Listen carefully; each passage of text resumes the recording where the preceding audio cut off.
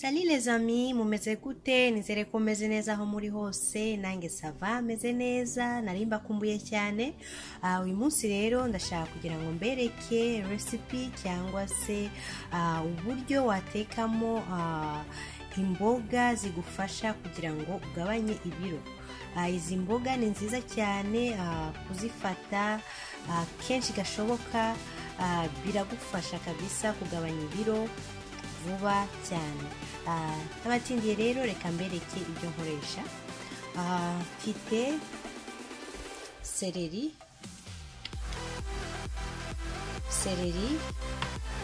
ndakoresha seleri 3,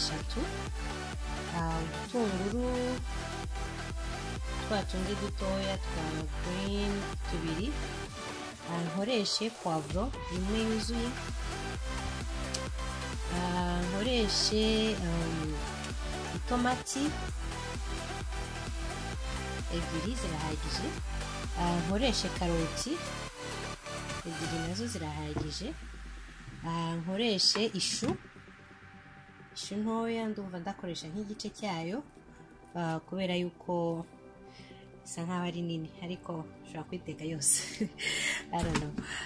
Nkoreshe ginger ni nziza cyane, ifasha kugabanya ibiro. So mu biryo ujya uteka ntukajye wibagirwa guteka ka ginger aho gakeya, kandi gahumuza ibiryo, kashyiramo n'agasenda gakeya. Nkoreshe na garlic high, so ndafataho nk'utu bullet 2 gusa. Nkoreshe amavuta makeya ya olive oil, nkoreshe ikindi chicken broth. Kuba utayifite nta kibazo, wakoresha amazi, byose bikora kimwe. So ndumva ari ibyo ngibyo ndaza kwifashisha. Ngiye kubitunganya rero, nimara kubikatakata imboga zose mbere kuko bimeze. Nguko rero uko bimeze, ishumaje kuyikata, hayi ndetse na ginger nabishyize hamwe, cya gitunguru cya green, twa tunguru dutoya tureture, karoti ndetse na itomati ndetse na seleri nazo nazikase ngizi. Igisigaye rero ngiye gushyira amavuta mu safuriya nateguye, ubundi nkarangeho amavuta makeya angana nibura n'ibiyiko 2 cyangwa 1 arahagije kugira ibiryo byacu bize kugira uburyohe. Amavuta rero ushyira ku muriro nibura wa medium. Amavuta amaze gushya, ndabanzamo karoti kugira ngo zibanze zishyeho.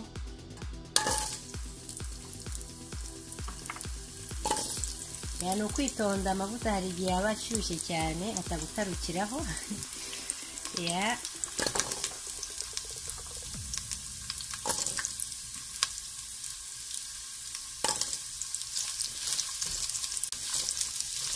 Bigaraguraho gakeya,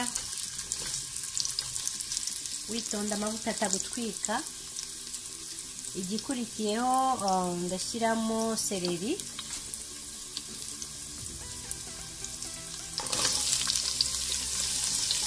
iyi regime ni nziza sana kuko narayigerageje kabisa, birantira.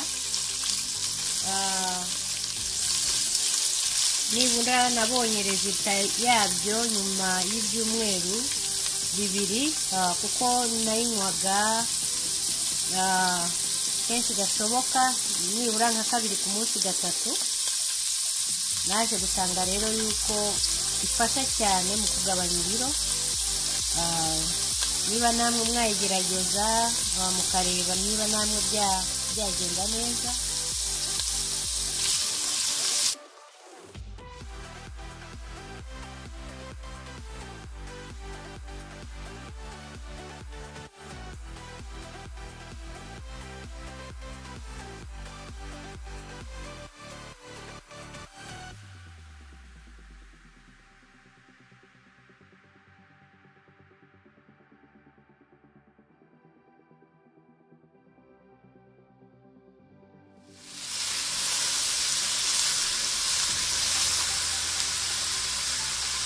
igisigaye ndashyiramo za nyanya,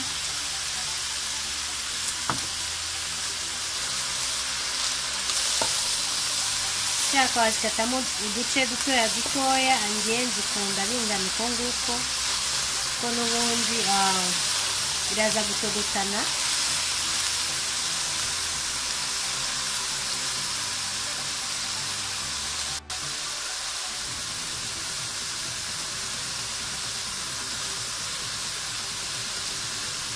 nongeremo twa dutunguru, babonye ko ntatubanje hasi kuko utu dutunguru dukunda gushirira vuba vuba.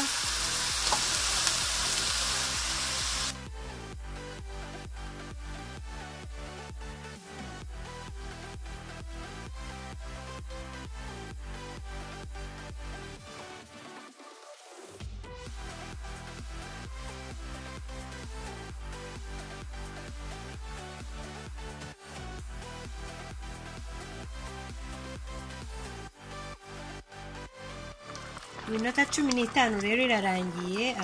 Ngiye kongeramo agasenda. Waba ufite